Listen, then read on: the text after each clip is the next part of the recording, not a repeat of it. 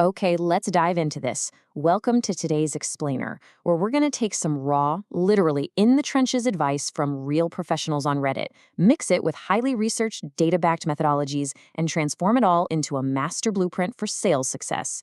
Whether you've been a rep for years or you're literally just starting out, we're going to break down exactly what separates the absolute best from, well, the rest of the pack. To kick things off, let's ask a pretty fundamental question.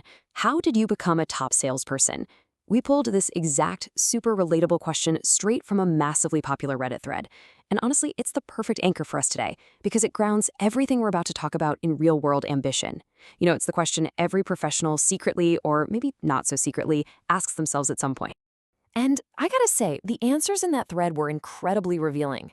Take this raw insight from one of the top performers. They said, "There is no replacement for a true hunger to be great. If you don't have it, find it. Find your why." The core takeaway here, money is really just a tool. True excellence doesn't start with staring at a quota. It starts with a deep, emotional connection to the work you're doing every single day. Section 1, the top performer mindset. Let's look at the internal characteristics and the psychological framework needed for long-term achievement. So, the internal framework of a top performer looks something like this. You see that CWT logo resting right above the infinity symbol? That is no accident. CWT stands for Customers for Life Through Service. And that infinity symbol brilliantly illustrates the endless cycle of continuous learning, networking, and building lifelong relationships. Because for a top performer, it's never just a one-and-done transaction, right? It's a constant, ongoing loop. To actually put that into practice, we can look at this really powerful SSCCS acronym. Elite performers don't just rely on a slick pitch. They blend deep emotional intelligence, which starts with a genuine love for what they do and a drive to serve others, with strategic stamina and intense product knowledge. It's totally holistic.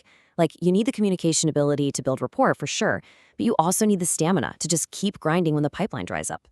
At the absolute heart of this mindset is what's known as the golden rule of selling and the great harvest law. Simply put, treat your customers like family. Serve them with honesty and fairness. The Great Harvest Law proves that if you consistently add genuine value without immediately demanding something in return, you will inevitably reap a super fruitful, highly successful long-term career. Section 2, debunking common sales myths.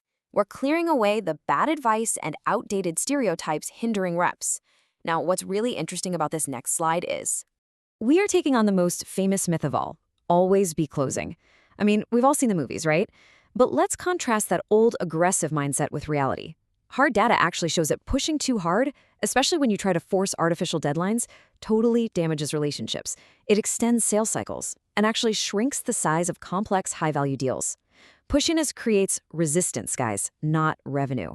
Okay, here's another major myth. You should only ask open-ended questions. Well, according to massive research studies looking at over 35,000 sales calls, this industry obsession is just flat-out misguided.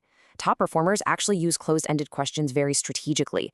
Sometimes a simple yes or no is exactly what you need to uncover deal-advancing info and just keep the conversation moving forward. Section 3, mastering the spin framework. This is the ultimate consultative replacement for pushy feature dumping. Based on all that data from those 35,000 calls, Neil Rackham developed SPIN. It's a 4-step cycle that guides a prospect completely naturally through the funnel, literally just by asking the right questions at the perfect time. It stands for situation, problem, implication, and need payoff. Let's walk through exactly how each step functions. So step 1 is situation. Think of this as getting the lay of the land. These are questions designed to establish context. You're asking about their fundamental goals, their current processes, maybe the tools they're already using. But here is the absolutely crucial part. You are never prematurely pitching your product here. You are just doing your research and warming up the prospect. Once you understand their situation, you move to step 2, problem questions. This is where you dig into their specific challenges and explicit needs. By asking really targeted problem questions, you gently break down those defensive barriers. You're basically encouraging the buyer to vocalize what is actually going wrong in their business, and honestly, that builds incredible trust. Next up is step 3, implication. And I'll tell you, this is where the magic really happens. Implication questions highlight how the problems they literally just admitted to are negatively affecting their company's bottom line. You are reframing the magnitude of the issue. By doing this, you naturally amplify the buyer's sense of urgency and really highlight the incredibly steep cost of doing nothing.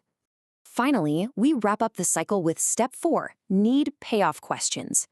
Instead of you sitting there telling them why your product is so great, you ask questions that lead them to reveal the potential solutions. These questions organically guide the customer to realize, out loud, that a product with your specific benefits is the exact solution they need. It basically makes them the hero of the discovery. Section 4, Essential Sales Competencies. Let's move to and see how this builds into your daily habits to execute the SPIN framework successfully. HighSpot actually outlined 15 core competencies for this, but we've grouped them into 3 digestible themes: EQ and active listening, consultative pipeline management, and tech and AI mastery.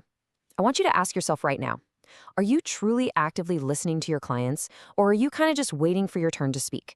Because high emotional intelligence is exactly what allows you to read between the lines during a SPIN discovery call. And speaking of those core themes, check out this striking statistic. 29%. Right now, 29% of go-to-market teams are already leveraging AI in their training programs. This just proves the absolute necessity of staying technologically adaptable and coachable. Top performers are using AI to analyze call insights, practice objections, and just prep smarter. If you aren't adapting to these tools, well, you're falling behind. Section 5, Closing without being pushy. Here's how to gracefully finalize deals without ever being aggressive. The absolute key here is collaboration. You need to build a shared action plan. Working with the client to map out a mutual close plan based on their actual timeline totally removes those toxic artificial deadlines we talked about earlier.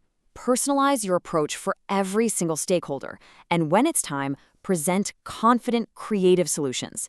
It builds immense trust and keeps their engagement sky high. This crucial point is summarized perfectly in this Forbes quote. Be persistent in adding value, not pressure. Look, it's totally fine to follow up, but every single follow-up should bring new, tailored insights to the client.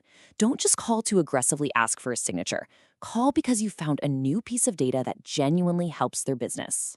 But, we also have to balance that consultative Forbes approach with this raw, in-the-trenches insight from a Reddit contributor. They said, in the end, sales is a debate. If you understand logical arguments, you'll be light years ahead. Closing effectively and handling objections gracefully isn't just about being nice. It relies heavily on logic, psychology, and really understanding how the human brain makes decisions. You've got to be a master of guiding the debate. Let's bring back that CWT Infinity logo to tie this whole shebang together. A top performer's journey, it never really ends. It isn't a straight line from open to close. No, it's an endless loop of learning, adapting your logic, leveraging new tech, and above all, treating people incredibly well so you can create customers for life. I want to leave you with this provocative question to chew on. Are you just pushing for a close today, or are you creating a customer for life?